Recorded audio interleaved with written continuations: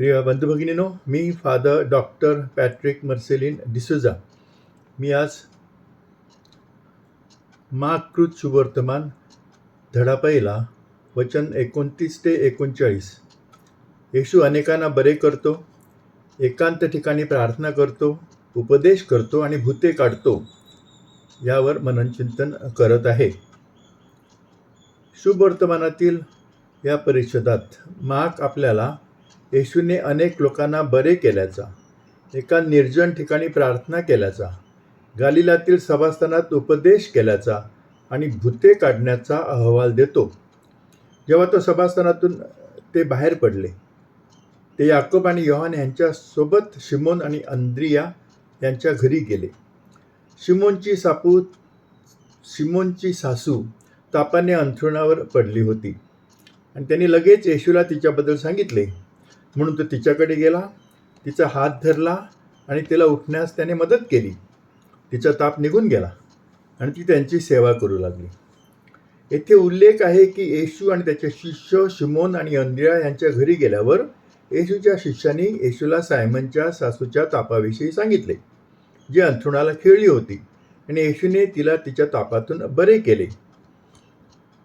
जेव्हा आपल्या जीवनात काही अडचण येते, मग ती शारीरिक असो, मानसिक असो, भावनिक असो, आर्थिक किंवा इतर कोणत्याही प्रकारची असो, आपण प्रथम येशूकडे वळणे आवश्यक आहे, बरे होण्यासाठी आणि आपली परिस्थिती सुधारण्यासाठी. तो आपल्याला आपल्या आजारातून बाहेर करू शकतो, बरे करू शकतो, किंवा आपल्या समस्या सोडवू शकतो, किंवा आपल्या समस्या सोडवण्यासाठी आपणच काहीतरी करावे असेही त्याला वाटत असेल. जर आपण येशूकडून बरे झालो नाही किंवा त्याने आपल्या समस्या सोडवल्या, आपण येशूकडून बरे झालो किंवा त्याने आपल्या समस्या सोडवल्या, तर आपण त्याच्या मदतीसाठी त्याचे आभार मानले पाहिजेत आणि त्याची स्तुती केली पाहिजे. आणि जर आपल्या लक्षात आले की येशूने आपल्या समस्यांचे निराकरण करण्यासाठी आपणच काहीतरी केले पाहिजे, असे त्याने आपणास बरं न करून सुचवलेलं आहे, तर आपणच आपल्या समस्यांचे निराकरण करण्याचा प्रयत्न केला पाहिजे. उदाहरणार्थ, जर आपल्याला परीक्षेत चांगले यश संपादन करणे कठीण वाटत असेल, तर आपल्याला आपल्या परीक्षेची तयारी करण्यासाठी अधिक तास अभ्यास करावा लागेल. जर आपल्याला शारीरिक समस्या येत असतील, तर आपण डॉक्टरकडे जावे आणि डॉक्टरांनी सांगितलेली औषधे घेणे सुरू केले पाहिजे आणि डॉक्टरांनी सांगितलेल्या इतर सर्व गोष्टी, पथ्य वगैरे कराव्यात. जर आपल्या जीवनात भावनिक समस्या येत असतील, तर आपण आपल्या परिस्थितीवर शांतपणे विचार केला पाहिजे आणि आपल्या अडचणींवर उपाय शोधण्याचा प्रयत्न केला पाहिजे. जर आपल्याला इतरांबरोबरच्या संबंधामध्ये समस्या येत असतील, तर आपण त्याचे कारण शोधून काढले पाहिजे आणि ज्यांच्याशी आपले संबंध दुरावले आहेत त्यांच्याशी शांतता प्रस्थापित करण्याचा प्रयत्न केला पाहिजे. आपण आपल्या समस्या स्वतःकडे ठेवू नये. आपण आपल्या समस्यासह येशूकडे जाणे आवश्यक आहे आणि आपल्या समस्या आपल्या कुटुंबातील सदस्य, नातेवाईक किंवा मित्रांसह सामायिक करणे आवश्यक आहे, जेणेकरून त्यांच्या मदतीने आणि मार्गदर्शनाने उपाय शोधणे आपणास सोपे होईल. जे लोक त्यांच्या अडचणी, त्यांच्या समस्या आणि त्यांच्या आजाराबद्दल इतरांना सांगण्यास नकार देतात, त्यांना लवकरच समजते की ते अधिक कठीण परिस्थितीत आणि गंभीर समस्येत जात आहेत. शिमोनच्या सासूचा ताप निघून गेला आणि ती त्यांची सेवा करू लागली. शिमोनची सासू तिचा ताप बरा होताच ती येशू आणि त्याच्या शिष्यांची सेवा करू लागली. तिचे वर्तन तिची कृतज्ञता दर्शविते. ती आपल्याला शिकवते की परमेश्वराने आपल्यासाठी केलेल्या चांगल्या गोष्टींबद्दल आणि ज्यांनी आपल्यासाठी चांगल्या गोष्टी केल्या आहेत त्याबद्दल आपण त्यांचे नेहमी कृतज्ञ असले पाहिजे. मग ते आपल्या कुटुंबीय असोत, नातेवाईक असोत, मित्र असोत किंवा अनोळखी लोक असोत. आपल्या जीवनाच्या प्रवासात ज्यांनी आपल्याला कोणत्या ना कोणत्या तरी मार्गाने मदत केली आहे आणि आपण आज जे आहोत ते बनण्यास सहाय्य केले आहे, त्या सर्वांचे आपण कृतज्ञ असणे आवश्यक आहे. आणि आपण परमेश्वराकडे प्रार्थना करणे आवश्यक आहे की परमेश्वराने त्या लोकांना भरपूर आशीर्वाद द्यावा. आपल्यापैकी काही लोक खूप कृतज्ञ असतात. आपण अनेकदा परमेश्वराने आपल्यासाठी केलेल्या सर्व गोष्टींसाठी त्याची स्तुती करणे आणि त्याचे आभार मानणे विसरतो. आणि जेव्हा आपण चांगल्या परिस्थितीत असतो तेव्हा आपण आपल्या कुटुंबातील सदस्य, नातेवाईक आणि मित्र ज्याने आपल्याला मदत केली आहे त्यांच्याबद्दल कृतज्ञ होतो, त्यांना मदत करण्यास नाकारतो. परमेश्वराला कृतज्ञ अंतःकरण आवडते हे आपण लक्षात ठेवले पाहिजे. परमेश्वराला कृतज्ञ अंतःकरण आवडते आणि म्हणूनच आपल्याला स्तोत्रामध्ये सांगितले आहे की अरे परमेश्वराचे आभार माना, कारण तो चांगला आहे, त्याचे अविचल प्रेम सदैव टिकते. प्रेषित पौल आपल्याला सांगतो, नेहमी आनंद करा, न थांबता प्रार्थना करा, सर्व परिस्थितीत उपकार माना, कारण ख्रिस्त येशूमध्ये तुमच्यासाठी हीच परमेश्वराची इच्छा आहे. जेव्हा आपण परमेश्वराने आपल्याला मदत केली असेल किंवा आपल्यासाठी काहीतरी चांगले केले असेल तेव्हाच त्याचा आभार मानण्याची गरज नाही, तर आपल्याला आपल्या जीवनातील चांगल्या आणि वाईट दोन्ही क्षणामध्ये परमेश्वराचे आभार मानण्यासाठी, त्याची स्तुती करण्यासाठी बोलावलेले आहे. आपण लक्षात ठेवले पाहिजे की परमेश्वराला कृतज्ञ हृदय आवडत नाही. परमेश्वराला कृतज्ञ हृदय अंतःकरण आवडत नाही. म्हणूनच येशूने त्याने बरे केलेल्या 10 कुष्ठरोग्यांपैकी फक्त एकच त्याचे आभार मानायला परत आल्याचे पाहून तो अस्वस्थ झाला. त्यांच्यापैकी एकाने तो बरा झाल्याचे पाहून परमेश्वराची मोठ्या आवाजात स्तुती करत तो परत आला. त्याने स्वतःला येशूच्या पायावर झुकून दिले आणि त्याचे आभार मानले. तो एक शमरोनी होता. येशूने विचारले, सर्व 10 शुद्ध झाले नाहीत का? बाकीचे 9 कुठे आहेत? या परदेशीशिवाय परमेश्वराची स्तुती करायला कोणी परतले नाही काय?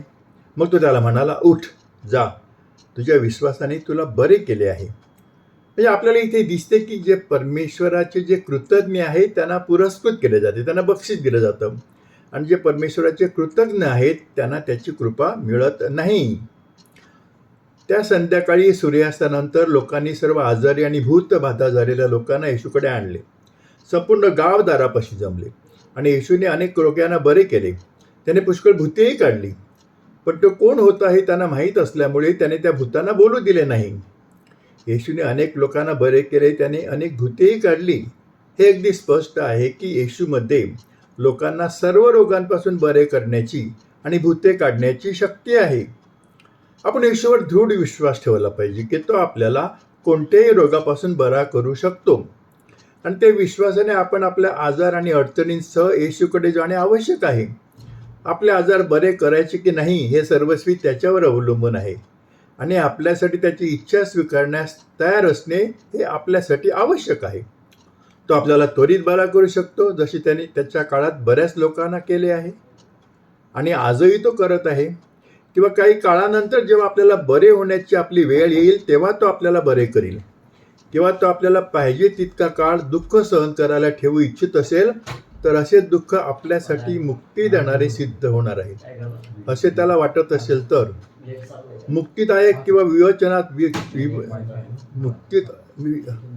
मुक्तिदायक किंवा विमोचनात्मक दुःख म्हणजे आपल्या पापांसाठी किंवा चुकीच्या कृत्यांसाठी पश्चाताप करण्यासाठी, किंवा आपण इतरांसोबत जे काही चूक केली असेल ती सुधारण्यासाठी आणि त्यांच्याशी शांती करण्यासाठी, किंवा आपल्या पापी वर्तनाचा त्याग करण्यासाठी आणि पवित्र जीवन जगण्यास सुरुवात करण्यासाठी आपणास भोगायला लागणारे दुःख होय. आपण येशूच्या चांगल्या उदाहरणाचे अनुकरण केले पाहिजे, ज्याने त्याच्या स्वर्गीय पित्याला विचारले, पित्या, जर तुझी इच्छा असेल तर हा प्याला माझ्यापासून घ्या, तरी माझी इच्छा नाही तर तुमची इच्छा पूर्ण हो. म्हणून अंतिम विश्लेषणात आपण आपल्या आजारपणात, आपल्या कठीण काळात आणि आपल्या चांगल्या काळातही आपल्यासाठी परमेश्वराची इच्छा स्वीकारण्यास नेहमी तयार असले पाहिजे, आणि आपल्या जीवनात जे काही घडते त्याबद्दल त्याची स्तुती करणे, त्याचे आभार मानणे आवश्यक आहे. तो भूतांना बोलू देत नाही, कारण तो कोण होता हे त्यांना माहीत होते. येशू कोण होता हे भूताने ओळखले होते. त्यांना माहीत होते की हा परमेश्वराचा पुत्र होता, ज्याला परमेश्वराने मानवजातीच्या उद्धारासाठी या पृथ्वीवर पाठवले होते. म्हणून त्यांना जगाला घोषित करायचे होते की हा येशू परमेश्वराचा पुत्र आहे, ज्याला परमेश्वराने मानवजातीला पापापासून वाचवण्यासाठी पाठवले होते. परंतु येशूने त्यांना या लोकांसमोर प्रकट करू दिले नाही, कारण येशूने त्याच्या दुःख, मृत्यू आणि पुनरुत्थानाद्वारे मानवजातीचे तारण साध्य करण्याचे कार्य पूर्ण करण्याआधी लोकांसमोर येशू हा परमेश्वराचा पुत्र आहे हे भूतांनी जाहीर करावे अशी येशूची इच्छा नव्हती. शिवाय तो कोण होता याबद्दल भूतांना बोलू न देण्याद्वारे येशू आपल्याला सांगत आहे की आपल्या स्वर्गीय पित्याने आपल्यावर सोपवलेले कार्य आपण लोकांकडून प्रशंसा किंवा इतर कोणत्याही वैयक्तिक फायद्यांच्या बदल्यात किंवा कोणत्याही सांसारिक प्रतिफळाची अपेक्षा न करता करणे आवश्यक आहे. परमेश्वराने आपल्यावर सोपवलेले कार्य आपल्यासाठी कोणत्याही सांसारिक लाभाची अपेक्षा न ठेवता करणे हे गरजेचे आहे. आपण ईश्वरावर विश्वास ठेवणे आवश्यक आहे, ज्याने आपल्याला वचन दिले आहे की तुमचा पिता जो गुप्तपणे पाहतो तो तुम्हाला स्वतःच त्याचं प्रतिफळ देईल. अगदी पहाटे अजून अंधार असताना येशू उठला, घरातून निघून गेला आणि एका निर्जन ठिकाणी गेला जिथे त्याने प्रार्थना केली. शिमोन आणि त्याच्या साथीदार त्याला शोधायला गेले आणि जेव्हा त्यांना तो सापडला तेव्हा ते उद्गारले, प्रत्येक जण तुला शोधत आहे. अगदी पहाटे अजून अंधार असताना येशू प्रार्थना करण्यासाठी एका निर्जन ठिकाणी जातो. येशू आपल्या स्वतःच्या जीवनातून आपल्याला एक अतिशय चांगला धडा देत आहे की आपण आपल्या जीवनातील एक अतिशय महत्त्वाचा आणि आवश्यक पैलू म्हणून प्रार्थना करणे आवश्यक आहे. येशूसाठी प्रार्थना करणे ही त्याच्या स्वर्गीय पित्यासोबत राहणे होते. त्या एकांतात तो त्याच्या स्वर्गीय पित्याच्या सान्निध्यात तासनतास घालवायचा. त्याचे बोलणे तो ऐकत असे. त्याच्यासाठी प्रार्थना ही केवळ काही उपकारांची मागणी करण्यासाठी नव्हती, तर ती त्याच्या स्वर्गीय पित्याच्या सहवासामध्ये वेळ घालवण्यासाठी होती. आपण देखील अशाच पद्धतीने प्रार्थना करणे आवश्यक आहे. आपला सर्व वेळ प्रार्थनेचा केवळ परमेश्वराकडे काही गोष्टी मागण्यात, काही उपकार मागण्यात घालवण्याऐवजी आपण आपल्या अंतःकरणाच्या शांततेत त्याची उपस्थिती अनुभवली पाहिजे. आपण त्याच्याशी अशा प्रकारे बोलणे आवश्यक आहे की जसे आपण आपल्या मित्राशी बोलत आहोत. आणि आपल्यासोबत जे घडत आहे, मग ते चांगले असो किंवा वाईट असो, आनंददायी असो किंवा अप्रिय असो, आणि काहीतरी आपल्याला खूप आनंद आणि समाधान देणारे असेल, हे सर्व आपण जे अनुभवत आहोत ते आपण त्याला सांगायला पाहिजे. जेव्हा आपण आपला आनंद परमेश्वराबरोबर सामायिक करतो तेव्हा आपल्याला नवसंजीवनी मिळते आणि आपण आपले जीवन पूर्ण उत्साहाने जगू लागतो. आणि जेव्हा आपण आपले दुःख, अडचणी आणि दुःख परमेश्वरासोबत सामायिक करतो तेव्हा आपल्याला आपल्या आयुष्यातील अंधाऱ्या घडीला तोंड देण्याचे धैर्य, शक्ती आणि सामर्थ्य मिळते. आपण आपल्या कठीण काळात आपल्यासोबत असल्याबद्दल परमेश्वराचे आभार मानून आपण त्या कठीण परिस्थितीतून बाहेर येऊ शकतो. जेव्हा त्यांना तो सापडला तेव्हा ते उद्गारले, प्रत्येक जण तुला शोधत आहे. प्रत्येकजण येशूला का शोधत होता आणि फार कमी लोक आपल्याला का शोधतात? प्रत्येकजण येशूला शोधत होता कारण लोकांना त्याच्यामध्ये एक मशिया सापडला होता. तो त्यांना उपदेश करत होता, त्यांचे रोग बरे करत होता, त्यांच्यापासून भूते काढत होता आणि त्यांना प्रेम आणि काळजी दाखवत होता. त्याच्यामध्ये त्यांना एक आदर्श मानव सापडला होता, ज्याचे ते त्यांच्या जीवनात अनुकरण करू इच्छित होते. त्यांच्यासाठी तो एक आदर्श बनला होता. त्यांना माहीत होते की त्यांना गरज असेल तेव्हा ते ज्याच्याकडे जाऊ शकतात असा तो एकमेव व्यक्ती होता. त्यांना विश्वास होता की तो त्यांना त्यांच्या अडचणीमध्ये मदत करेल आणि त्यांच्या गरजा पूर्ण करील. फार कमी लोक आपल्याला का शोधतात? बरेच लोक आपल्याला शोधत नाही. त्याचे कारण म्हणजे त्यांना आपल्यामध्ये एक आदर्श माणूस सापडत नाही. त्यांना आपल्या आयुष्यात अनेक गोष्टी सापडत नाहीत ज्याचे अनुकरण त्यांना त्यांच्या आयुष्यात करायला आवडले असते. त्यांना आपल्याकडे लोकांना आकर्षित करू शकणाऱ्या गुणांची कमतरता आढळते. आपण आपल्या विचारामध्ये, आपल्या बोलण्यामध्ये आणि आपल्या कृतीमध्ये येशू ख्रिस्तासारखे व्हावी अशी त्यांची इच्छा आहे. पण दुर्दैवाने त्यांना एक गुण आपल्यामध्ये आढळत नाहीत आणि म्हणूनच त्यांना आपला शोध घेणे किंवा आपले अनुकरण करणे योग्य वाटत नाही. येशूने उत्तर दिले, आपण कुठेतरी जाऊया जवळच्या गावात, जेणेकरून मी तिथेही प्रचार करू शकेन. म्हणूनच मी आलो आहे. म्हणजे तो त्यांच्या सभास्थानात उपदेश करताना भूते काढत मग गालिलामध्ये तो फिरला. येशूला जवळच्या गावात जायचे होते, जेणेकरून तो तेथेही प्रचार करू शकेल. अशा करण्यामागचे कारण तो देतो. परमेश्वराच्या राज्याच्या सुवार्तेचा प्रचार करण्याच्या त्याच्या कार्याची त्याला जाणीव होती आणि त्यासाठी त्याला शक्य तितक्या ठिकाणी प्रवास करायची इच्छा होती. म्हणून तो जिथे होता तिथे राहण्याऐवजी आणि त्या ठिकाणी जे काही चांगले आहे त्याचा आनंद घेण्याऐवजी तो इतर गावामध्ये जाण्याचा निर्णय घेतो. शेजारच्या शहरातील लोकांना सुवार्ता सांगण्याचे ठरवून येशू आपल्याला एक मौल्यवान धडा देतो. तो धडा असा आहे की आपण आपल्या प्रेषित कार्याशी विश्वासू राहणे आवश्यक आहे आणि स्वर्गीय पित्याने आपल्यावर सोपवलेले मिशन आणि कार्य पूर्ण करण्यासाठी आपल्याला जे करणे आवश्यक आहे ते केले पाहिजे. आपण आपल्या कर्तव्यांकडे दुर्लक्ष करू नये किंवा त्यांना पुढे ढकलू नये. आणि अनावश्यक गोष्टी करण्यासाठी वेळ घालवू नये. तर आपण आपल्या ध्येयावर लक्ष केंद्रित केले पाहिजे. प्रिय बंधू भगिनींनो, तुम्ही माझं हे मनन चिंतन शांतपणे ऐकून घेतलं, प्रेमाने ऐकून घेतलं, त्याबद्दल मी तुमचा आभारी आहे. कृपया हे मनन तुम्ही तुमचे मित्र, मैत्रिणी, नातेवाईक आणि इतर जे ग्रुप्स असतील त्यांना पाठवा, की त्यांचाही त्यांना फायदा होईल. आणि मननाविषयी तुम्हाला काही सूचना करायच्या असतील तर तुम्ही मला त्या करू शकतात. यूट्यूबवर माझं एक चॅनल आहे. त्या चॅनलचं नाव आहे फादर डॉक्टर पॅट्रिक डिसोजा.